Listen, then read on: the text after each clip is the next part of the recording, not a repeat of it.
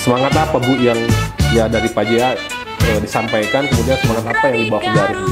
Yang pasti kita akan melakukan penegakan hukum. Pak Jaksa Agung minta agar seluruh penegakan hukum itu berjalan dengan baik, terutama untuk perkara korupsi. Pak JA juga mengakui bahwa memang masih ada jaksa yang tanda kutip Oh iya, nakal. ada oknum jaksa, masih ada.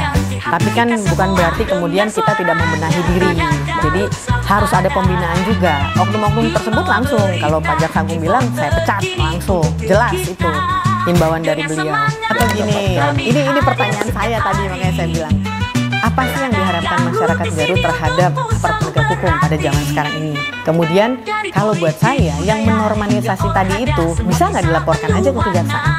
Kan suka ada pertanyaan, sebetulnya Indonesia itu negara hukum atau bukan? Ya. Dalam dasar awalnya saya selalu mengatakan bahwa Indonesia negara hukum. Ya. Tapi kalau kemudian hukum itu adalah dibuat oleh orang-orang yang berafiliasi dengan partai politik, pada akhirnya saya juga menjadi ragu tanda kutip apakah Indonesia ini negara hukum atau negara politik. Itu hanya menjadi guyonan di warung kopi ya Bu.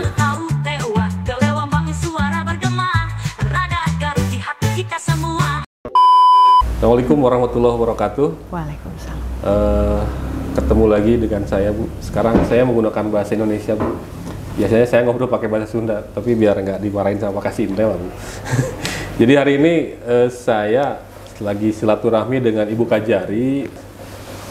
Punten Bu, hatur nuhun sudah mau menerima kami. Sami. Jadi ini Bu Kajari ini baru menjabat sebagai Kepala Kejaksaan Negeri Garut selama 2 bulan lebih lah Bu ya. Kira-kira begitu. Selama 2 bulan lebih, ya momentumnya sebetulnya pas lah. Barangkali pas itu dalam pandangan saya, Ibu masuk itu kan sekarang ini sudah ada dengan Presiden Indonesia yang baru Ibu ya. Ya. Presiden Indonesia yang baru dengan tujuannya yang baru juga, artinya Betul. baru itu meneruskan, artinya ya ini jadi momentum lah. Nama Ibu Kajari itu Bu Helena Oktaviana Ibu ya. Betul. Sebelum di Garut sempat menjadi asisten pengawasan di Kejati Jambi. Kejati Jambi. Ya. Selamat datang di Garut Bu. Terima kasih. Bu, mungkin langsung aja Bu. Jadi Siap. ini kan kalau saya ngelihat kemarin ya Bu ya, mereview para Kejati juga Kajati dikumpulkan oleh Bapak Jaksa Agung di Bogor ya Bu ya. Betul. Beberapa hari ke belakang. Ini Ya. kan itu juga barangkali dalam rangka mendukung program Presiden kita yang baru Bapak Prabowo Subianto. Ya. Semangat apa Bu yang ya dari Pak JA disampaikan, kemudian semangat apa yang dibawa ke Garut Bu? Yang pasti kita akan melakukan penegakan hukum. Pak Jaksa Agung minta agar seluruh penegakan hukum itu berjalan dengan baik, terutama untuk perkara korupsi. Tapi selain penegakan, setelah ditegakkan, setelah dihukum dan lain sebagainya, pembenahan sistem. Betul. Nah ini yang memang selama ini nih kayaknya terulang-ulang kan modus. Udah bikin begitu lagi. Nah, jadi kalau misalnya kemarin Rakornas yang dulu Pak Jaksa Agung pernah bilang kepala desa harus dikasih arahan, kasih masukan. Mungkin sudah lewat, sudah dikasih arahan dan masukan. Nah sekarang kembali lagi, siapapun yang melakukan tindak pidana korupsi akan kita proses melalui hukum dan kemudian dibantu memperbaiki sistemnya. Kan Bu, kalau tidak salah Bu ya, Pak JA juga menekankan bahwa untuk masalah korupsi harus dimulai dari diri sendiri Bu ya? Betul. Konteksnya seperti apa sih Bu? Dalam pemahaman Ibu sebagai Kajari, diri sendiri itu apakah memang internal kejaksaannya atau misalkan memang semuanya itu harus berperan aktif dalam memerangi korupsi gitu? Semua harus berperan aktif, terutama kalau kata Pak Jaksa Agung, dari kepalanya harus bersih dulu.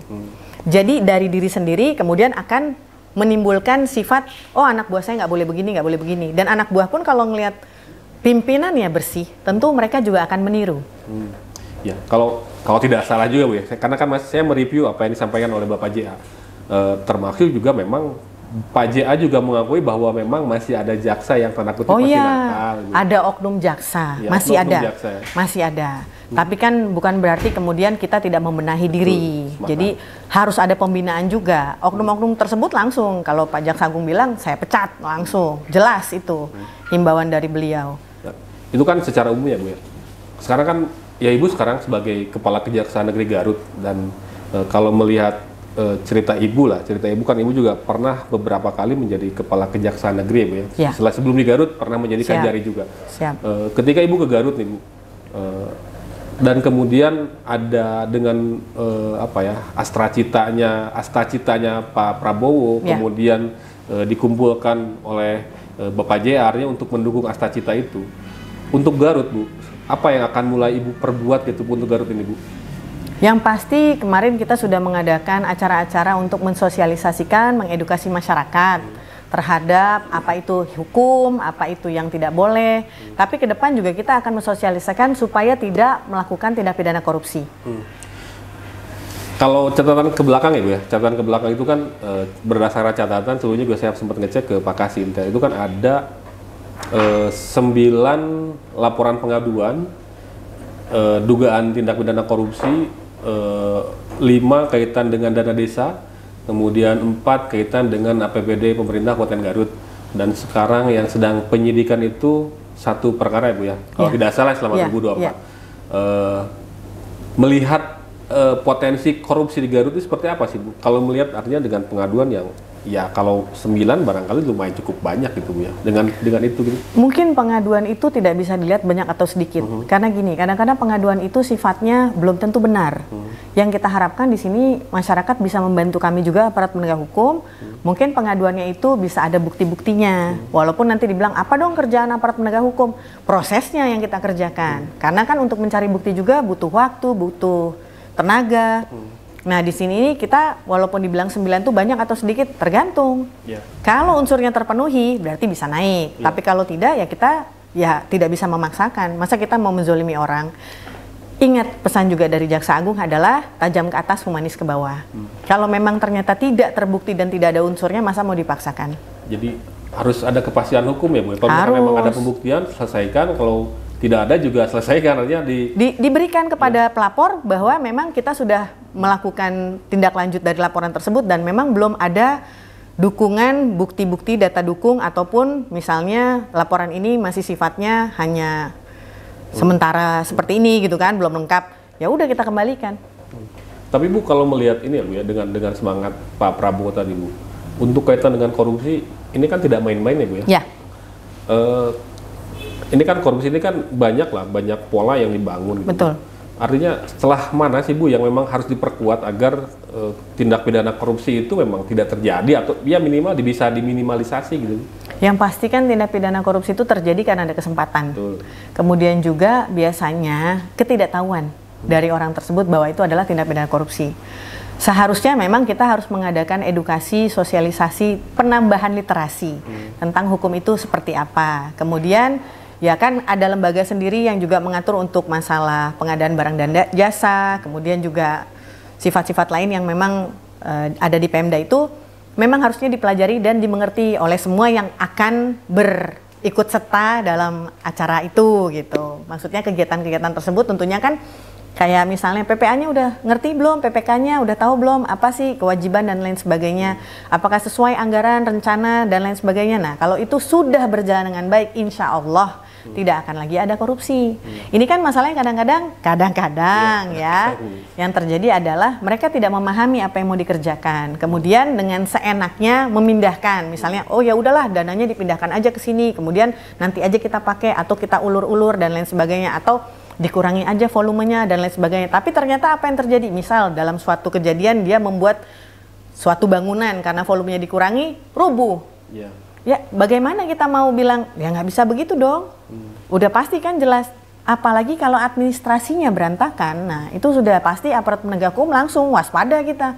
Wah ini berarti kan ada sesuatu yang tidak benar. Tapi kalau bukan berarti kesalahan administrasi itu bisa beralih ke pidana, tapi kalau administrasinya sudah lengkap dan baik, insya Allah perjalanan dari kegiatan tersebut pun cukup baik.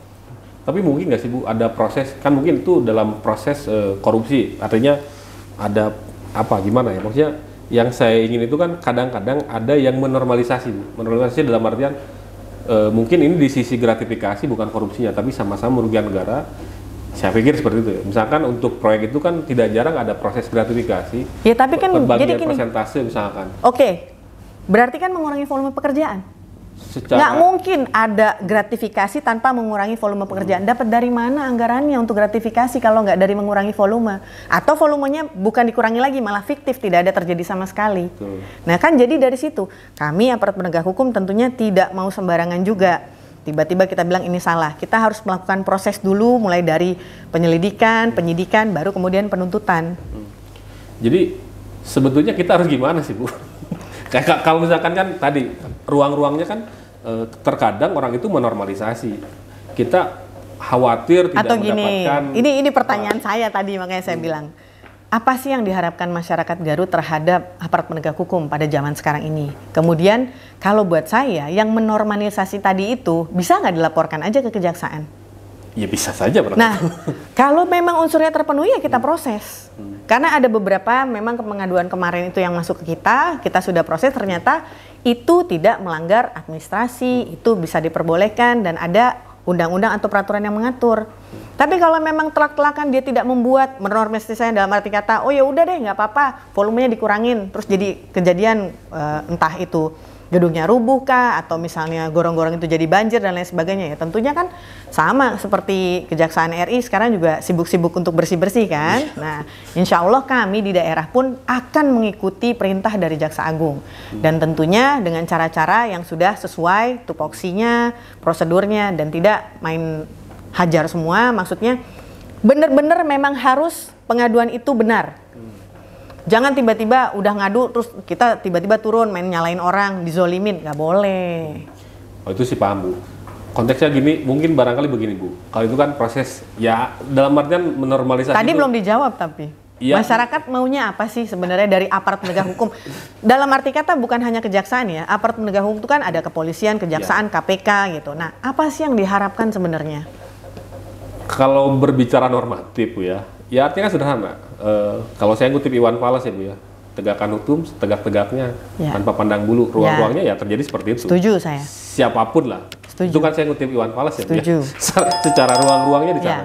Tapi tadi Bu, ada ruang-ruang ketakutan, tanda kutip ya. Ruang-ruang ketakutan tuh gini Bu. Kalau kita, ini hanya pengistilahan ya Bu ya, pengistilahan. Ketika kita mancing di laut, terkadang kita harus mancing ikan itu menggunakan ikan. Ngerti kan Bu ya? Paham. Dalam ruang tidak jarang lah untuk penggunaan kita untuk bisa mendapatkan anggaran dari pemerintah, anggarannya berupa ya uang gitu. Ya mungkin juga kita harus mancing. Ya ada analogi seperti itu ruang-ruangnya. Walaupun kemudian bagi sebagian orang itu kemudian tidak sebetulnya tidak mengurangi kubikasi, tidak mengurangi kualitas, tapi terkadang karena misalkan salah satu lembaga ya, saya berbicara lembaga bantuan ke salah satu lembaga misalkan sekian ratus juta atau sekian ini, kemudian harus ada feedback sekian persen misalkan, tapi itu tidak mengurangi Bu, tapi sebagai lembaga tidak jarang ya, saya berbicara tidak jarang kemudian mengeluarkan uang lebih untuk menutupi kekurangan itu gitu. Akhirnya ketika proses itu terjadi itu tidak ditemukan sebetulnya gitu. Kalau saya menerangkan secara kejaksaan karena saya pegawai kejaksaan. Kejaksaan itu masuk PNBP kepada negara cukup besar. Melalui apa? Barang bukti. Penyitaan aset. Dan kemarin Pak Prabowo juga bilang menyiapkan lahan tanah di Banten itu dari kejaksaan. Berarti kan nggak perlu kita mancing dengan ikan. Tapi kita memang bekerja dengan baik. Kemudian juga dengan adanya PNBP yang besar, kejaksaan dikasih kuota sama pemerintah. Apa? Masuklah pegawai yang banyak. Karena apa? Memang kekurangan kan SDM kita. Nah, jadi di situ bisa dilihat bahwa belum tentu mancing ikan harus dengan ikan. Kalau menurut saya sebagai pihak kejaksaan. Karena alhamdulillah survei aparat penegak hukum yang paling tinggi sekarang adalah kejaksaan.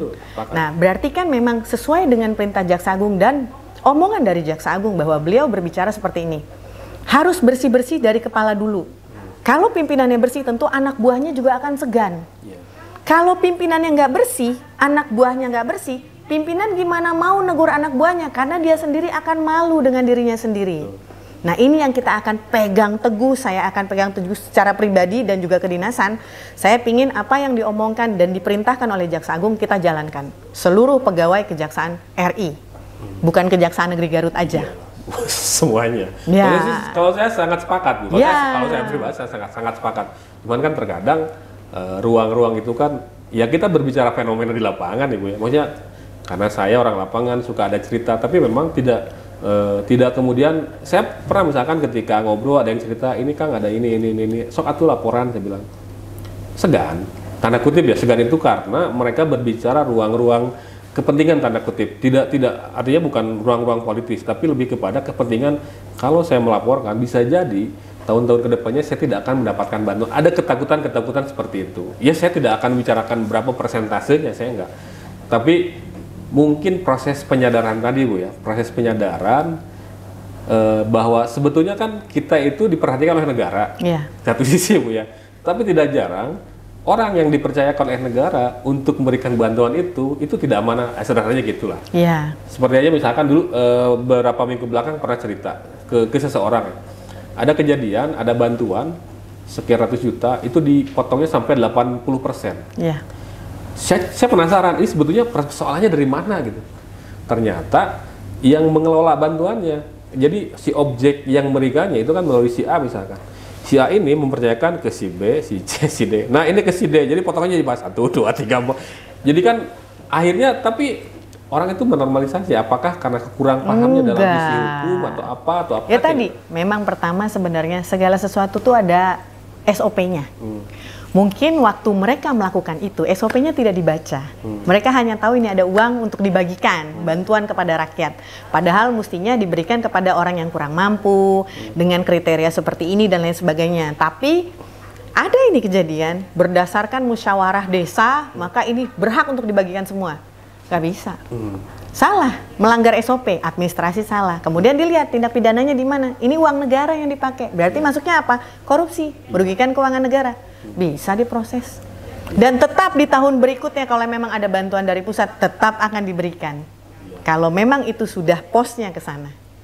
Sepakat Bu kalau itu. Iya. Kalau misalkan lewat desa ya sepakat. Tapi kan ada beberapa program yang memang yang tidak selalu always Bu. Jadi tidak selalu. Sebenarnya gini, ada beberapa yang memang tidak dimanfaatkan dengan baik. Kadang-kadang dikasih anggaran dari pusat, kemudian di daerah itu seperti membuat suatu sarana gitu kan, tapi kayaknya terkesan dibuatnya kayak main-main. Nah, tapi dilihat dulu nanti ini apa bentuknya, apakah memang bantuan dari pemerintah pusat, Banprov, atau dari mana. Kemudian ini memang diperuntukkan untuk apa. Nah, kami aparat penegak hukum, kejaksaan, waktu penyidikan itu ya harus dicari dulu, dilihat posisinya untuk apa, SOP-nya seperti apa.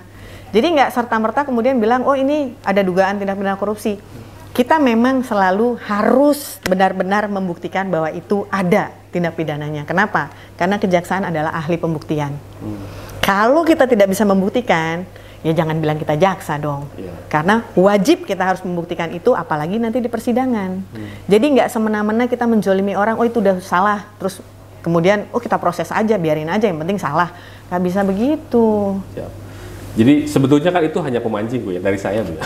Nggak apa-apa. Jadi titik akhirnya itu sebenarnya bukan di sana Bu. Apa? Bukan Nggak. di sana. Nggak, ini makanya perbincangan santai. Saya kan senengnya, makanya tadi saya bilang, pinginnya masyarakat tuh APH tuh berbuatnya seperti apa. Karena sekarang ini zamannya sudah beda. Dengan adanya digitalisasi, dengan adanya kemudahan segala macam informasi. Terus jadi kalau mau lapor kan sekarang kayak Pak Wapres bikin tuh. Kayak posko ya, kayak posko. Untuk lapor. Sebenarnya kejaksaan juga dari dulu ada. Mau lapor silahkan ke kejaksaan. Kami juga ada Halo JPN. Jadi kalau ada masyarakat yang ingin mengetahui masalah perdata tata usaha negara, bisa langsung menghubungi juga. Mungkin makanya Pak Wapres bikin seperti itu, kejaksaan sudah duluan ya. Ada Halo JPN. Jadi sebetulnya gini Bu, itu kan tadi pertanyaan-pertanyaan itu kan lebih kepada ya mancing lah. Saya mancing itu kan artinya gini maksud saya. Tidak jarang masyarakat itu bertanya-tanya. Kan tadi Bu bertanya, sebetulnya masyarakat tuh apa maunya gitu. Jadi pertanyaan masyarakat tuh gini, ketika ada sebuah kegiatan yang kemudian anggaplah dia melanggar, misalkan apakah dari kubikasinya, kualitasnya, dan lain-lainnya, itu yang tidak jarang itu, mereka yang terjerat itu adalah mereka sebagai pelaksananya. Kemudian tidak jarang yang terjadi malah masyarakat bertanya, apakah aparat ini suka bertanya, kenapa mereka mengurangi kualitas suatu kegiatan? Kenapa misalkan? Jadi tidak sampai jauh ke jalurnya gitu Bu. Terkadang artinya ada proses keterlibatan internal yang kemudian kurang terekspos gitu. Yang mungkin itu sih Bu sebetulnya. Jadi hanya pelaksanaan, misalkan ada CV dia melaksanakan pembangunan ABC misalkan, kemudian ternyata kurang, tapi yang terlibat itu tidak jarang yang dijerat itu hanya pelaksananya saja, sedangkan untuk ya artinya yang punya kuasanya itu tidak terambil gitu. Atau misalkan yang tidak tahu atau tidak mendapatkan apa-apa, tapi kan dilaporkan dari bawah misalkan ini sudah aman, malah jadi terjerat ya, Pak. Misalkan ruang-ruang itunya Bu, proses-proses pembuktiannya terkadang mungkin yang menjadi pertanyaan itu apakah memang proses pembuktian dalam proses hukum ini sudah utuh atau memang tidak bisa menarik karena kurangan bukti gitu. Yang terkadang obrolan di masyarakat seperti itu sih Bu sebetulnya ya Bu ya. Makanya jadi aparat penegak hukum nggak gampang. Itu saya sangat sepakat Bu. Belajarnya lama dan tidak akan pernah berhenti belajar. Ya. Kemudian dengan adanya undang-undang yang baru lagi, kita tentunya sebagai aparat penegak hukum harus memperkaya literasi kita. Itu harus banget, bukannya harus lagi, wajib hukumnya. Jadi kalau dibilang misalnya kok yang kena itu, ini, kita juga sebagai aparat penegak hukum ya harus dilihat mens reanya di mana. Ya. Pelakunya ini benar-benar ada niat jahat atau tidak. Kalau dibilang misalnya, dia nggak ngapa-ngapain, ternyata dia ada apa-apa, kan masyarakat nggak tahu. Sekarang coba, kayak contoh, timah, nggak percaya kan, tiba-tiba kena si ini, si itu, si apa. Masyarakat baru lihat, ternyata kejaksaan kerjanya seperti itu. Dan yang terakhir kan, ada penangkapan terhadap seseorang yang kemudian masyarakat mempertanyakan, apa iya dia salah? Tapi tentunya kita sebagai penyidik tentunya kan tidak akan gegabah dalam mengambil suatu keputusan. Pada saat menentukan itu adalah tersangka, memang masih azas praduga tak bersalah. Tapi tetap itu akan kita kemas dengan banyaknya proses penyidikan, pengumpulan barang bukti yang jelas sehingga orang tersebut akan jelas statusnya seperti apa. Kemudian di persidangan dan baru diputus di pengadilan, putusan itulah yang kemudian ingkrah. Baru ini orangnya apa, terpidana atau tidak. Ada kasus lain yang memang sudah masuk ke persidangan juga, tapi ternyata bisa dituntut bebas oleh jaksa. Kenapa? Karena tindakannya ada, tapi bukan perbuatan yang dianggap salah. Sama seperti misalnya ada tindak pidana yang memang tidak dilakukan, tapi secara administrasi salah. Kan itu juga diproses. Iya. Kalau saya sih sederhana Bu ya, ketika seorang dinyatakan bersalah berarti penyidik memiliki minimalnya 2 alat bukti. Kalau saya ya. Cuman kalau tadi kan kalau bahasa Prof Mahfud itu kan gini, saya meyakini bahwa mungkin dia bersalah dan penyidik itu memiliki alat bukti. Ada 2 alat bukti minimalnya. Tapi apakah kemudian itu ada unsur politisnya atau tidak, saya tidak. Ya bisa saja. Cuman maksudnya dan karena kan gini Bu ya, ini obrolan di warung kopi kadang-kadang ya Bu, obrolan warung kopi. Kan suka ada pertanyaan, sebetulnya Indonesia itu negara hukum atau bukan? Ya. Dalam dasar awalnya saya selalu mengatakan bahwa Indonesia negara hukum. Ya. Tapi kalau kemudian hukum itu adalah dibuat oleh orang-orang yang berafiliasi dengan partai politik, pada akhirnya saya juga menjadi ragu tanda kutip apakah Indonesia ini negara hukum atau negara politik. Itu hanya menjadi guyonan di warung kopi ya Bu ya. Sampai titik akhirnya kemudian, apakah kemudian hukum ini bisa diintervensi oleh politik? Saya nggak tahu ya Bu ya. Ya kita bicara fakta aja. Makanya pada kenyataannya sekarang alhamdulillah Kejaksaan merupakan aparat penegak hukum dengan survei kepuasan masyarakat tertinggi. Sepakat. Fakta. Ya fakta. Karena memang banyak produknya Bu. Banyak produknya misalkan yang terakhir timah yang terbesar ya Bu ya. Kemudian ya Sabri yang jangan salah minyak goreng itu emak-emak pada seneng semua tuh. Iya, maksudnya yang besar-besar ya kan tadi timah, minyak goreng, Asabri, wah banyak. Sekarang gula yang terakhir kan ini. Ya artinya ya saya berpikir sangat wajar kemudian kalau kejaksaan itu ya tingkat kepuasan kinerjanya bagus gitu. Ya sangat wajar karena memang gerakannya banyak gitu, produknya emang banyak gitu dan memang yang selama ini tidak pernah terpikir oleh masyarakat bahwa ini akan bermasalah. Oh, ini bermasalah gitu. Ya kan jadi ini gitu Bu ya. Cuman mengajak masyarakat Indonesia untuk lebih pintar lagi, mengajak masyarakat Indonesia lebih banyak literasinya lagi, karena pada saat undang-undang itu diberlakukan atau sudah dikukuhkan, itu sudah dinyatakan bahwa seluruh masyarakat Indonesia sudah mengetahui. Nah, coba dong baca, belajar. Kalau nggak ngerti bisa nanya ke kami. Kami pun tetap masih pembelajaran yang masih panjang. Karena KUHP yang baru pun sudah berubah Ini saya sekarang. bahas juga Bu. Ini KUHP yang baru kan mulai berlaku tahun depan ya Bu ya? 2026. 2025 kalau nggak salah. Kalau keterangan dari Pak Yusril itu, kalau saya baca terakhir berita itu 2025 mulai berlakukan Bu ya? Ya pokoknya 3 tahun semenjak yang itu ya, yang disahkan. Aduh maaf nih, saya agak lupa. Kalau nggak salah ya Bu ya, saya kalau nggak salah. Saya juga lupa nih, sebagai aparat penegak hukum saya mohon maaf, karena kami hanya manusia biasa. Kalau yang tidak salah, luput kan, dari kekilafan. RKUHP itu kan akan mulai berlaku mulai 2025 kalau tidak salah ya. Kalau saya tidak salah baca itu dari keterangan dari Menko Pak Yusril Iza Mahendra kalau nggak salah. Nah ini kan ada banyak hal yang baru nih Bu, banyak hal yang baru. Betul. Iya mungkin lebih kepada meninggalkan KUHP produk kolonial lah bahasanya kalau itu ya. Yang artinya gini Bu, yang membedakan RKUHP lama dengan yang baru yang paling ini apa sih Bu? Yang paling karena menjadi satu perkara-perkara. Kalau dulu kan undang-undangnya memang masih sama ya, undang-undang pidana korupsi, undang-undang anak, perlindungan anak dan lain sebagainya, tapi di dalam KUHP yang baru itu ada termaksud. Misalnya perkara untuk pencabulan, terus juga perkara korupsi ada di dalam pasal-pasal tersebut. Ini makanya alhamdulillah nih Kejaksaan Tinggi Jawa Barat membuat selalu setiap hari itu fokus group discussion. Jadi kita ada membahas pasal-pasal yang baru ini, apa yang akan kemungkinan terjadi. Tapi Bu, kalau melihat ini Bu, ya kalau berbicara pidana ya Bu ya, kalau melihat data ya Bu, melihat data 2024 lah sampai sekarang mungkin dari awal tahun sampai November ini menjelang akhir tahun, yang paling banyak terjadi apa sih Bu? Kejadian ya pidananya apakah? Narkotika dan kekerasan terhadap perempuan dan anak. PPA Bu ya? Tetap masih. Kalau narkotika oke lah.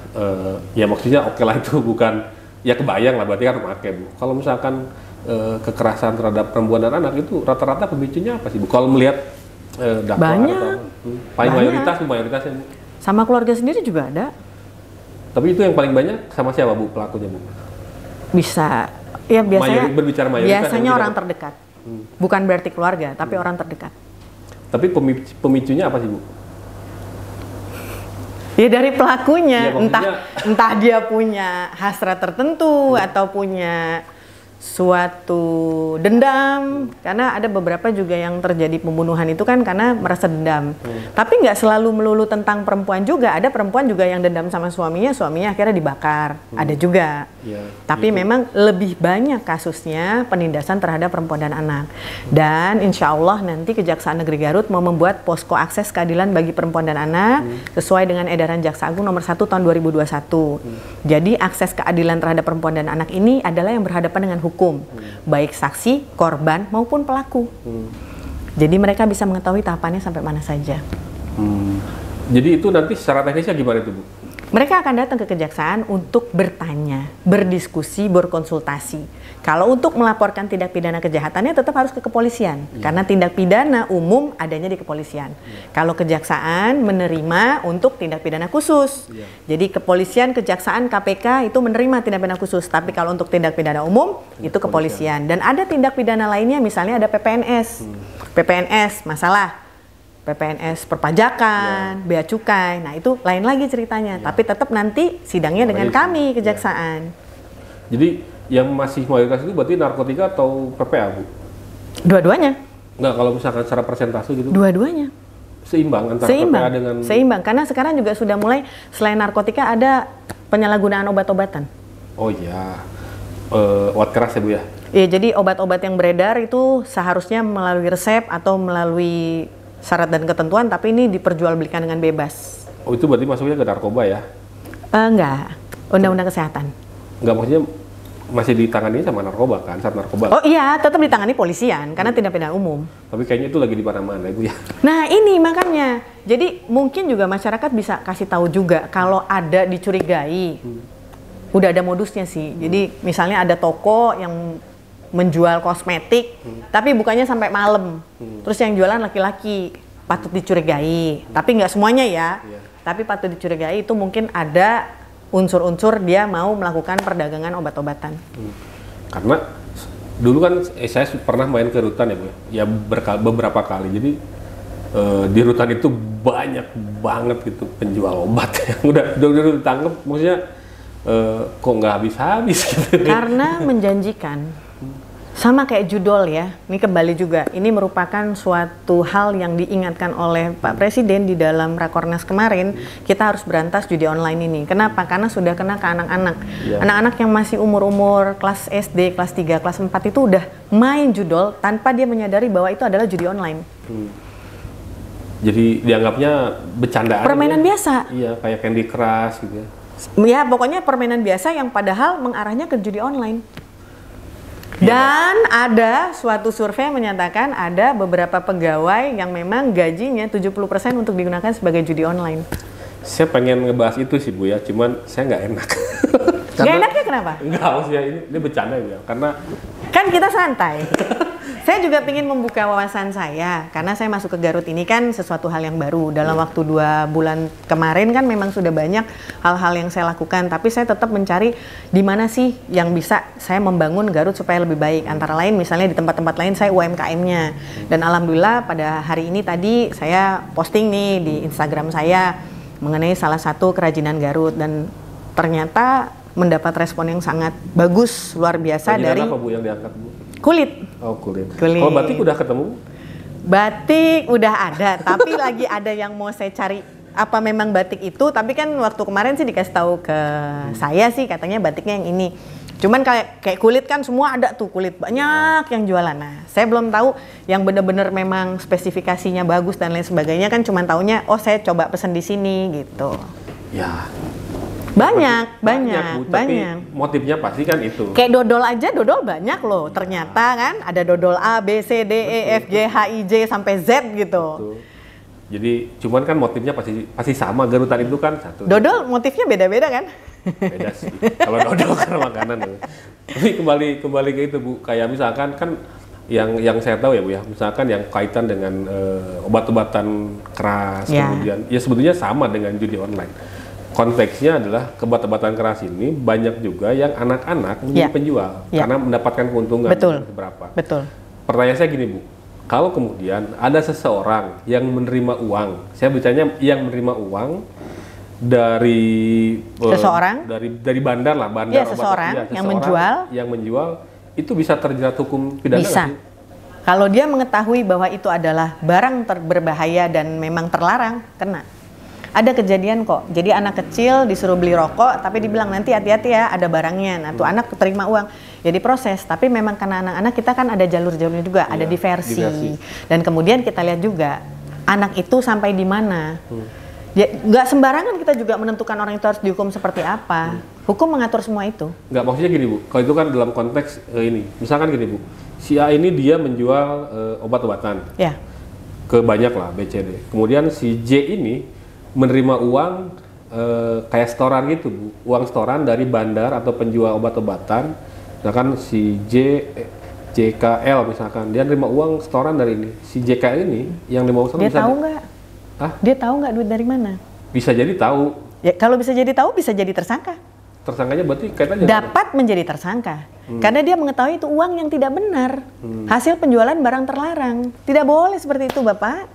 Nggak, maksudnya itu unsur pidananya di mana Bu ya? Ada. Ikut serta bersama-sama juga termaksud. Karena mengetahui. Seseorang yang mengetahui adanya terjadi kriminalitas tidak melaporkan juga termaksud tindak pidana. Kalau tidak tahu? Tidak tahu masih bisa dilihat dulu nanti. Pada saat dibilangnya tidak tahu, tahu-tahu yang ngasih duitnya bilang, dia tahu gitu. Ya mau nggak mau kan jadi terbawa.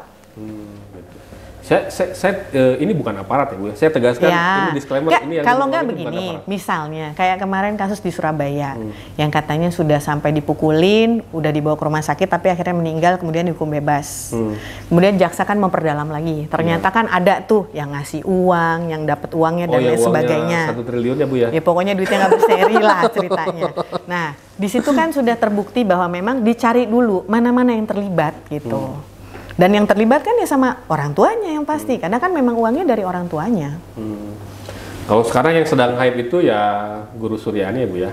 Dan memang sudah dituntut bebas. Ya JPU-nya nuntut bebas. Siap. Tapi kenapa awalnya kenapa sih Bu itu harus ditahan dulu Bu? Kalau Nah, ini pandangan Ibu ya, Bu, kalau ya? itu saya tidak bisa menjawab karena berkasnya kan saya tidak baca. Oh iya sih. Sebenarnya itu makanya kami para jaksa itu kan kalau di Kejari Garut ada dinamika kelompok. Jadi kayak kemarin tuh ada kasus yang memang dibilang berat tidak, tapi dibilang sedang juga tidak. Kami kemudian mengadakan dinamika kelompok supaya apakah ini tepat pasal yang diberikan kepada si pelaku, ataukah ini perlu petunjuk lebih lagi kepada penyidik kepolisian. Nah, mungkin dari kami aparat penegak hukum harus memperbanyak juga ya tadi, perbanyak literasi, dinamika kelompok, adanya diskusi, itu perlu. Dan juga perlunya diklat-diklat buat kami. Karena makin banyak nih tindak pidana yang baru. Kayak misalnya kan selain daripada ganja, ada lagi model baru, gorila lah, apa, dan lain sebagainya. Kan kita aparat penegak hukum juga nggak pernah nyobain seperti itu. Tapi kita kalau misalnya nggak tahu, nggak bisa juga, harus tahu. Yeah. Apa itu barangnya. Nah, dengan begitu makanya kita harus mempelajari dengan baik, sehingga bisa menyatakan bahwa itu bisa terbukti atau tidak. Oke, Bu, kalau ini kan lah kaitan dengan artinya kalau nggak salah itu ya kan ada program pendampingan yang sekarang dilakukan oleh kejaksaan mungkin di seluruh Indonesia juga. Ya. Sebetulnya kan itu untuk apa sih, Bu? Kenapa harus ada pendampingan ya MOU? Apakah dengan para pihak? Oke, jadi pendampingan ini sebenarnya kita lakukan untuk mencegah terjadinya tindak pidana ataupun hal-hal yang tidak kita inginkan. Tapi bukan berarti kemudian pada saat kita sudah dampingi tapi terjadi juga penyelewengan, itu di luar kuasa kita. Karena ada klausulnya, ada peraturannya, syarat dan ketentuannya bahwa pendampingan itu terjadi pada saat sebelum. Pada saat proyek sudah dikerjakan sampai tahap untuk penerimaan, kita mundur. Nah, sesudah itu baru kan BPK, BPKP turun untuk memeriksa. Kalau sudah diserah terimakan, kemudian ada kekurangan dan lain sebagainya, ada waktu untuk mengembalikan kekurangan tersebut. Kalau enggak diindahkan, kekurangan tersebut tidak dipenuhi, ya kejaksaan turun. Tapi berarti Bu itu lebih kepada pendampingan itu pra-event istilahnya gitu? Ya, dan juga kan seperti yang Pak Jaksa Agung bilang, sebenarnya sistemnya yang harus diperbaiki. Nah, makanya dengan pendampingan itu tentunya kita mengharapkan sistem yang baru, yang bagus, sehingga tidak terjadi lagi modus-modus yang lalu-lalu. Yang membedakan antara artinya pendampingan sekarang dengan kalau nggak salah dulu juga apa P4D ini? TP4D. TP4D itu apa yang membedakannya apa sih? Sebenarnya sih kalau pendampingan adanya di pihak Perdata Tata Usaha Negara. Jadi kita lebih ke arah administrasi. Kalau untuk pendampingan pekerjaan memang ada di Intel yang namanya proyek pendampingan strategis. Kalau dibilang berbeda, sebenarnya pada prinsipnya bukan berbeda, tapi kita mengamankan proyek-proyek strategis sehingga berjalan dengan baik. Kalau akhirnya ternyata tidak berjalan sesuai atau memang ada fiktif dan lain sebagainya, tetap kita juga akan turun. Jadi artinya pendampingan ini bukan sebagai tameng untuk orang-orang berbuat korupsi, nggak bisa. Dan kami juga pendampingan kami lihat dulu apakah benar-benar proyek strategis, dan proyek strategis itu harus di ACC atau disetujui oleh kepala daerah dulu bahwa itu memang proyek strategis. Enggak kemudian tiba-tiba mohon maaf pembuatan WC kemudian kita dampingi, ya enggak lah. Ya enggak sih. Ya. Jadi benar-benar memang yang proyek-proyek strategis, dan pendampingan pun ada syaratnya, ada ketentuannya, nggak bisa kita main-main dampingi aja begitu saja. Termasuk itu sampai tingkat mana sih Bu pendampingan itu Bu? Sebenarnya kalau di kejaksaan mulai dari pusat sampai ke bawah. Malah misalnya gini, kalau dalam tahap pusat ada kan pembangunan smelter timah di wilayah Kepulauan Bangka Belitung. Ini bukan masalah korupsinya. Iya. Kerjasama antara Perdata Tata Usaha Negara Jamdatun dengan PT Timah. Nah, itu nanti ada turunannya ke jarinya.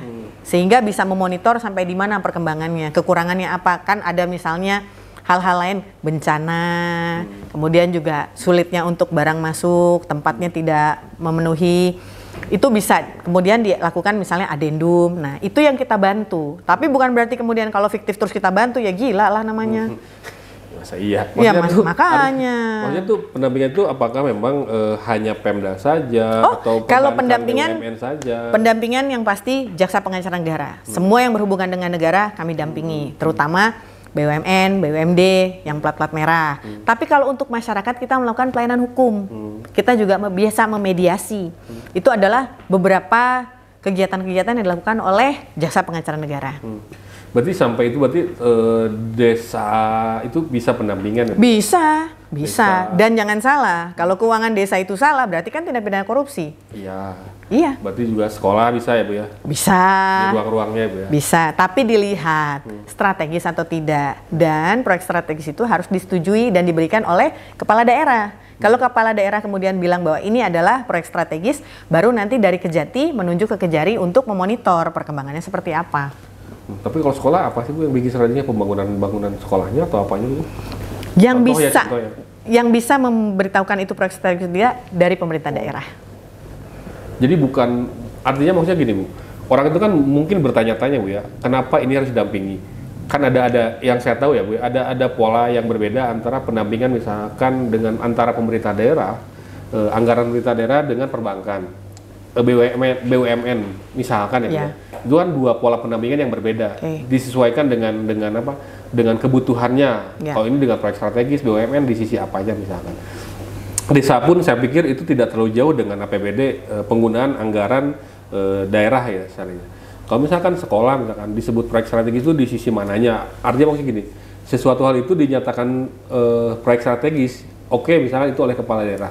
Tapi dalam konteks strategis itu dari sisi apa gitu? Kan kembali ke kepala daerah, tapi saya mau menerangkan di sini JPN-nya. Jadi Jaksa Pengacara Negara itu segala sesuatu yang berhubungan dengan negara, kami turun di situ. Nah, bentuk mediasi pun sebenarnya, misal ada suatu badan negara, contoh Bank Rakyat, Bank Himbara, Himpunan Bank Rakyat Indonesia, itu ada beberapa tunggakan dari nasabahnya. Kami JPN berhak untuk membantu karena kami pengacara negara. Nah, jadi di situ peran kami. Selama ada SKK, kami turun. Kalau nggak ada SKK nggak bisa. Nah, kalau kemudian kerjasama MOU itu kan sebatas seremonial. Nah, kemudian Pak Prabowo juga bilang kalau seremonial lebih baik dikurangi. Jadi cukuplah tanda tangan, table to table gitu kan, meja ke meja, sign udah selesai, kerjasama terjadi, kemudian SKK-nya yang berjalan. Karena pekerjaan Jaksa Pengacara Negara itu dihitung dari SKK, surat kuasa khusus.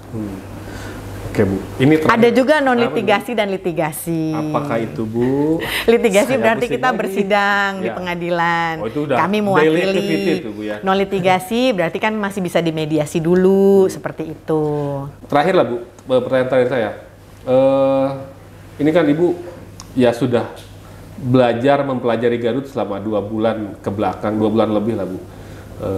Apa yang akan Ibu lakukan untuk mungkin untuk beberapa persoalan yang akan dihadapi khususnya untuk tahun depan lah Bu ya, langkah yang akan dilakukan Kejaksaan Negeri Garut ya di bawah kepemimpinan Ibu untuk meminimalisasi atau bahkan menghilangkan terjadinya tindak pidana korupsi di Kabupaten Garut Bu.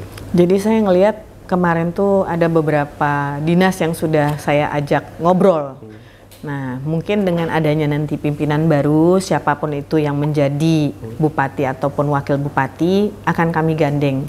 Dalam arti kata, kita mau maksimalkan apa yang dipunyai Garut. Misal, pelayanan kepada masyarakat seperti apa? Apakah benar dengan SOP misalnya cuma 1 jam selesai, kita lihat apakah seperti itu. Kemudian, pelayanan yang OSS sekarang, apakah sudah berjalan dengan baik atau tidak? Manajemen apa? MPP? Mau pelayanan publik? Mall pelayanan publik, apakah sudah berjalan dengan baik atau tidak? Karena saya lihat juga jangan sekedar cuman pajangan. Cocok.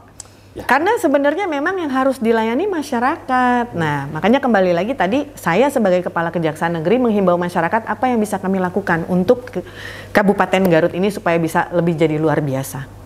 Siap. Ya Bu, terima kasih waktunya Bu. Mudah-mudahan ini tidak menjadi obrolan yang pertama dan terakhir Bu ya. Oh enggak. Nanti bisa ngobrol lagi? Bisa. Soalnya masih banyak lagi yang bisa digali. Terutama tadi kan kalau kita ngomongin tadi non litigasi, ada LO, ada segala macam dari JPN. Kemudian juga waktu dulu Presiden Jokowi bilang pemulihan ekonomi nasional adanya di Kejaksaan. Kenapa? Karena kita Jaksa Pengacara Negara. Inflasi, kemudian urusan yang lain-lain tuh kita pegang. Jadi orang akan mengerti bahwa jaksa itu sebenarnya luas pekerjaannya. Jadi nggak cuma menuntut, nggak cuma nyidik, masih banyak lagi kita bisa membantu untuk masyarakat. Oh, kita memberikan masukan, saran, perbaikan. Terutama kan pesannya tadi kalau emang ada korupsi dihajar, diberantas korupsinya, tapi kemudian diperbaiki sistemnya. Itu yang penting. Siap. Terima kasih Bu waktunya Bu. Hatur nuhun pisan. Sami-sami, saya makasih. Ada manfaatnya. Amin, ya nanti kita akan lanjut lagi. Amin. Assalamualaikum warahmatullahi wabarakatuh. Waalaikumsalam.